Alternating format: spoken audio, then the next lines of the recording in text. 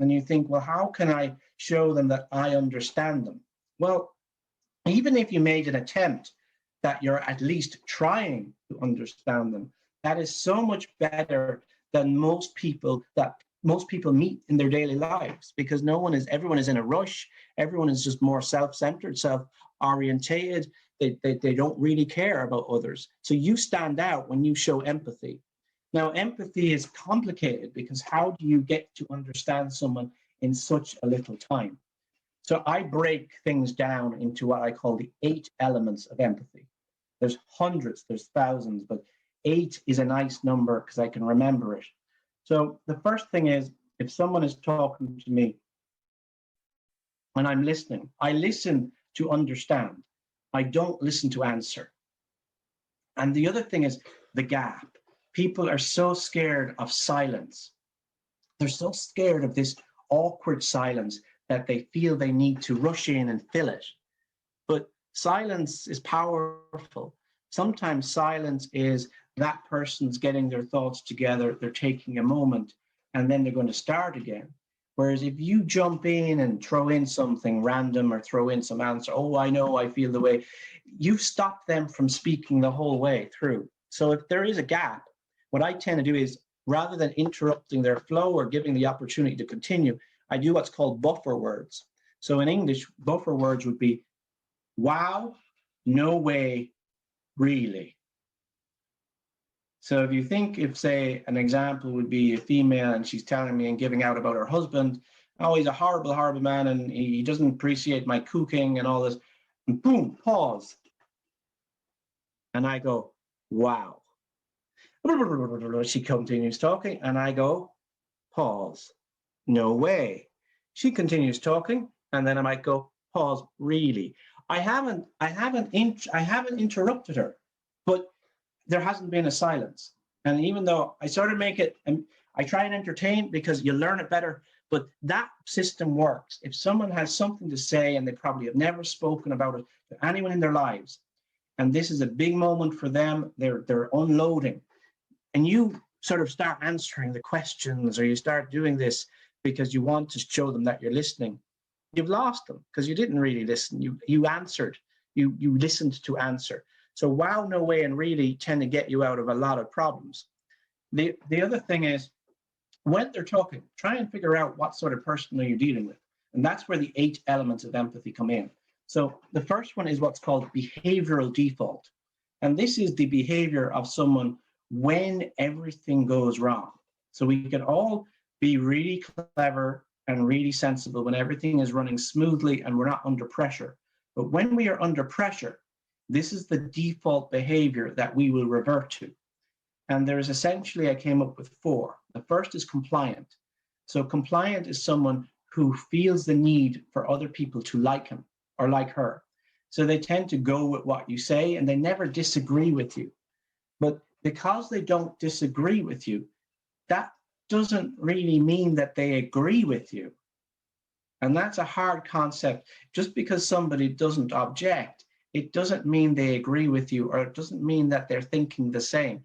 It's just those people tend to be compliant. They're non-confrontational.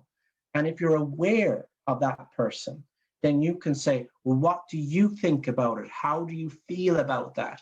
So you're able to open it up to them and giving them the opportunity to express themselves, because they naturally don't. So if you've identified that sort of behavior of someone, you are probably the first person that they feel has understood them, because you're giving them an opportunity to express themselves, whereby normal life people are so impatient, they won't take the time to ask them. If they just didn't object, they take it, that is it. They didn't object, let's go on ahead. The second character behavior is combative. And a combative person, we've all met them. A combative person is an angry person. They are angry because they have felt that life has wronged them, and they're confrontational. So if you understand that someone is confrontational, the easiest way to diffuse that is to give them respect. It's not to disrespect them. It's to hold your ground, but also give them respect. So you don't go into a needless argument with someone who's combative. You sort of say, yeah, I see what you're saying. No, I absolutely I understand that. I understand that. So you don't give fuel to the fire. Now it's critical if you're dealing with a combative person, you do have to make some sort of a stance, because if you don't make a stance, they're going to run over you. And you just have to do it in a very clever way. But the most important thing is recognizing what that person's default behavior is. So combative people tend to be the hardest people to deal with, because they tend to be the people we dislike, because they create anxiety. But they're just people hurting usually. They're usually people who have been wronged. And if you can address that, or if you can say, I'm not going to wrong you, I'm not going to be the next person to do something on you, then they'll be okay. The third is competitive. So competitive is the person who just generally wants to win. They like to be the best. They like to be better. And that's fine too. You understand their motivations. And when you're treating them or when you're dealing with them, you know that they're going to always compete, and it's not personal. So if they're trying to beat you at something, it's not because they want to beat you, or it's not because they think you're less. It's because they're hardwired to win.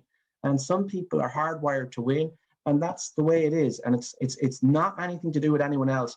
Athletes tend to be competitive, and they also tend to be narcissistic, and they tend to be very self-absorbed and very self-centered, but that doesn't make them bad. It's how they develop and how they have grown and how they achieve winning. And the last is collaborative. So collaborative is a person who's pretty much chilled, and they're going to help you. They're the person you like to be around the most because they're the easiest. So they don't tend to be combative. They don't tend to be also compliant. They'll tell you that, oh, I don't really want to do that.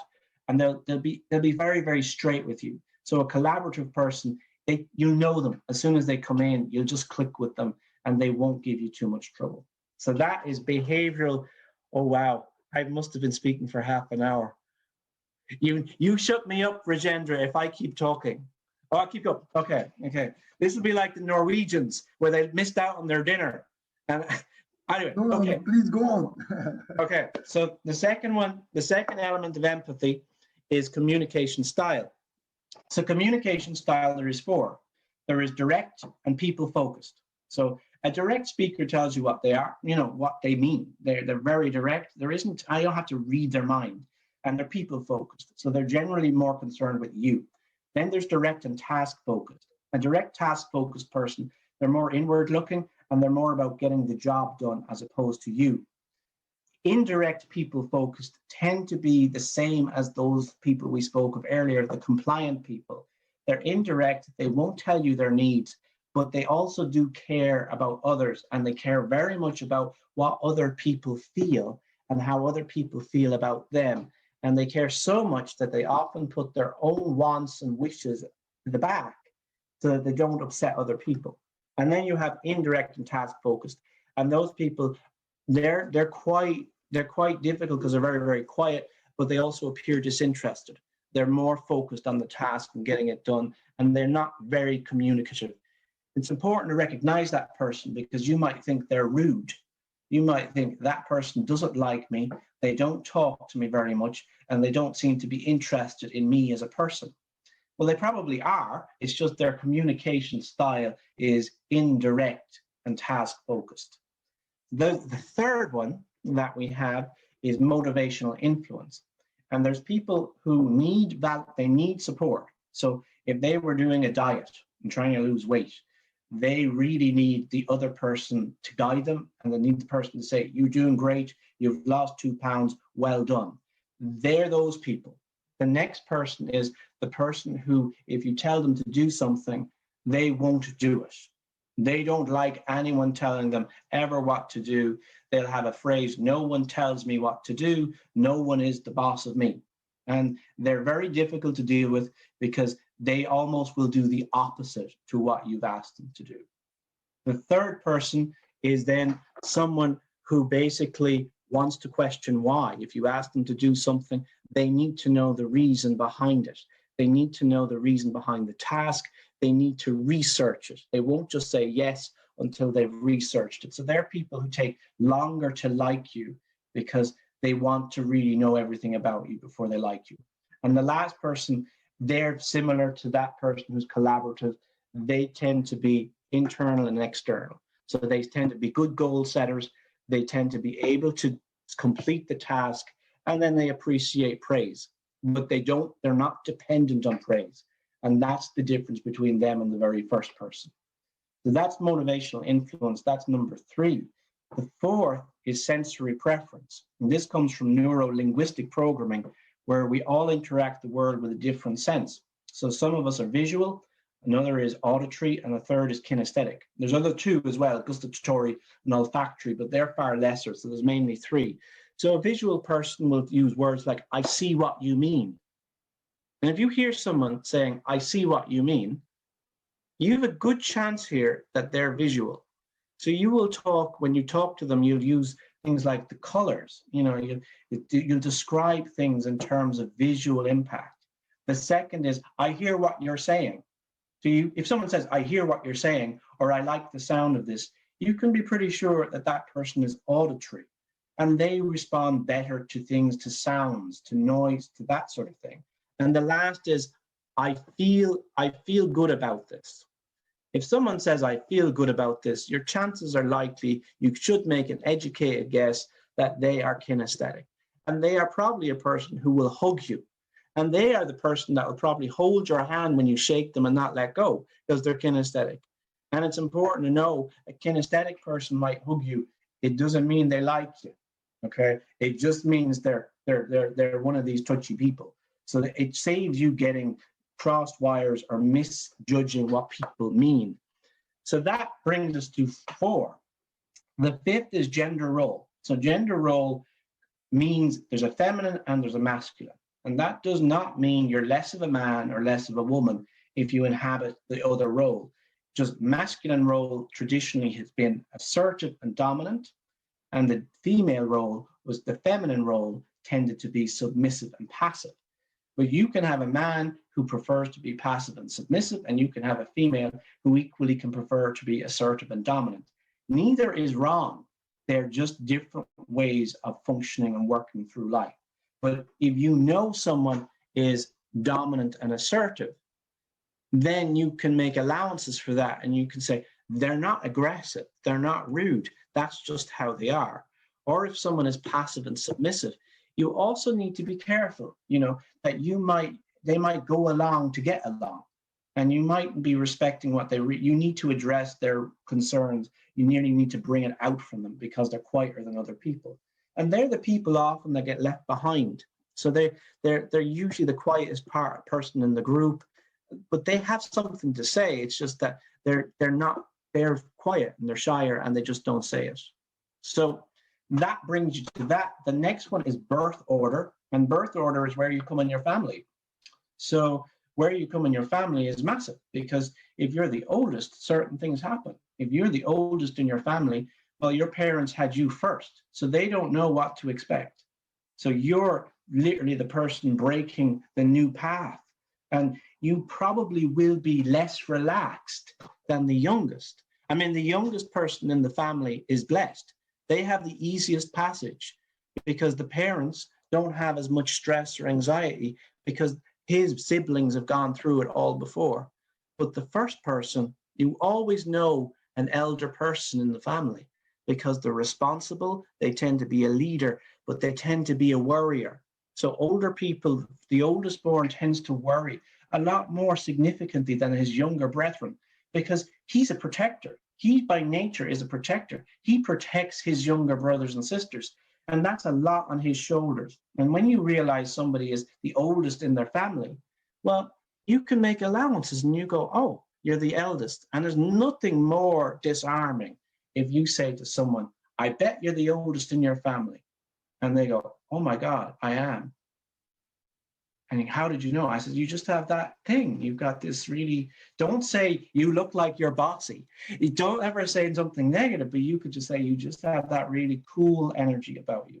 So never, ever, ever say anything negative to anyone at all. You just always rephrase it.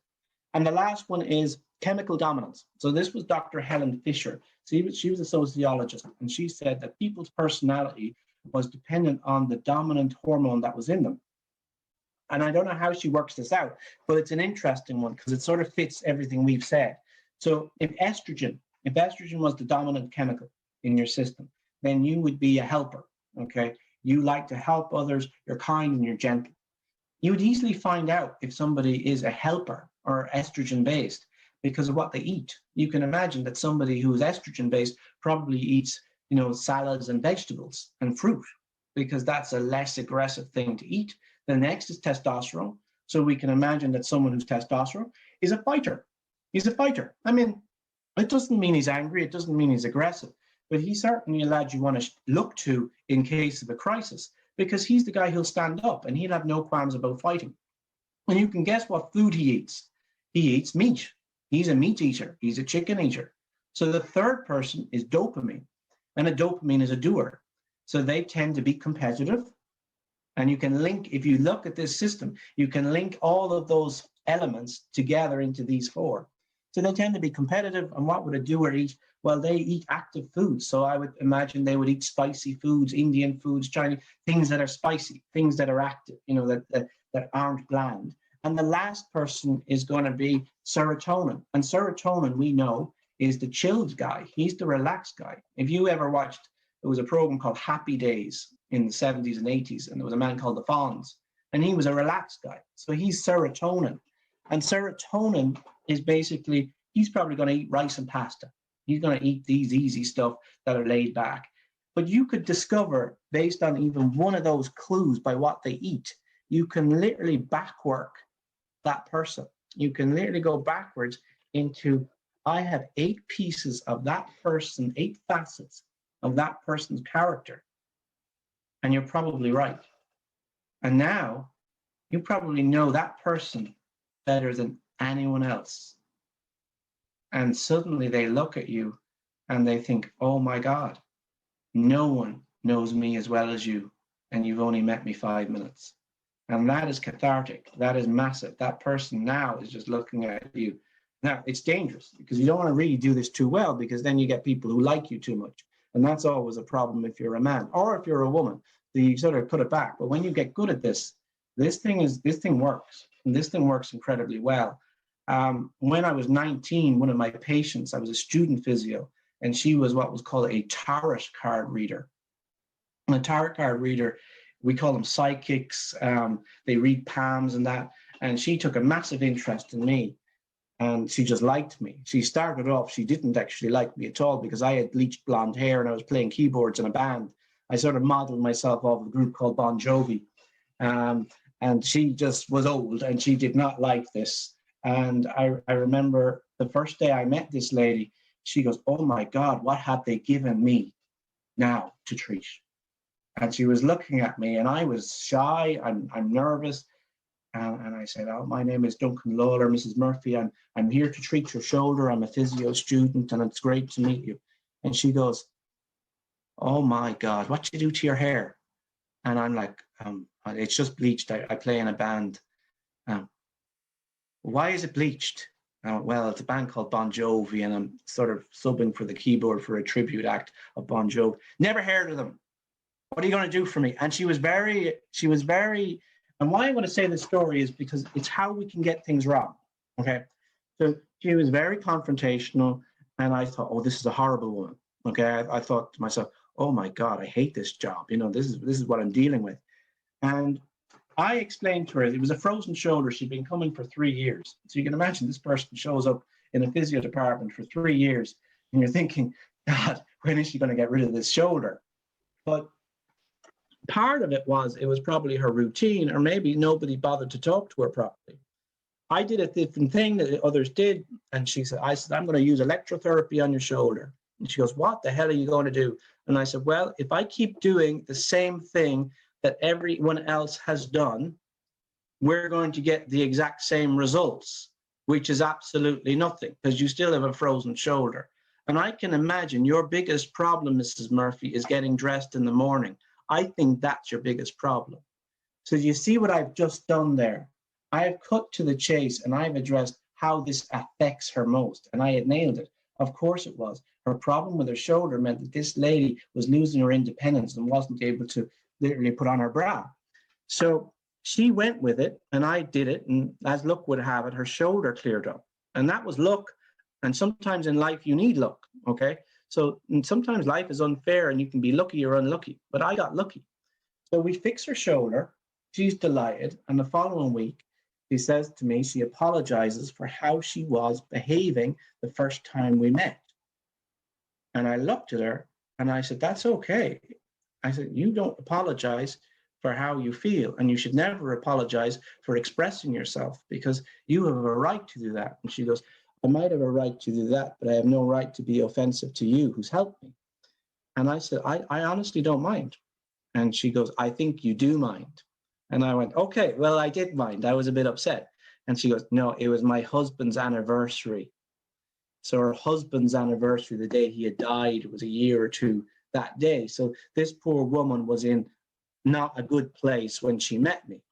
And the reason I say that is sometimes people might appear rude, they might appear aggressive, they might appear not nice, and you might take it personally. But most of the time, it isn't anything to do with you. It's nothing to do with you. It's to do with what's going on in their life. And I looked at her and I went, oh my God, I'm so sorry. And then she goes, you're such a good listener. But of course, as we know, I'm a good listener because I can't flipping hear. I can't hear most of the time. So I have to listen. I have to concentrate. But she was a famous tarot card reader. And I fixed her shoulder in 3 sessions, but we had 21 sessions. So there was 18 more sessions to go. And I tried to discharge her, but she wasn't having it. And she said, why don't I keep coming in? And I went, you can't keep coming in because now you're full range of motion. The orthopedic surgeon has discharged you. And she goes, but I could keep coming in. And I went, well, okay, you can keep coming in. So for the next 18 sessions, she shows me how to do tarot card reading. And tarot card reading is very, very similar to the 8 elements of empathy. It's literally about listening to a person and figuring out where they are in these certain categories. You know, what's their behavioral default? What's their birth order? What's their personality profile? What's their communication style? What's their motivational influence? What's their gender role? What's their sensory preference? And when you link all these together, you create this empathy. And empathy is everything. Empathy is rock solid bonds of people that will literally remember you for the rest of your life. So that's the 8 elements of empathy.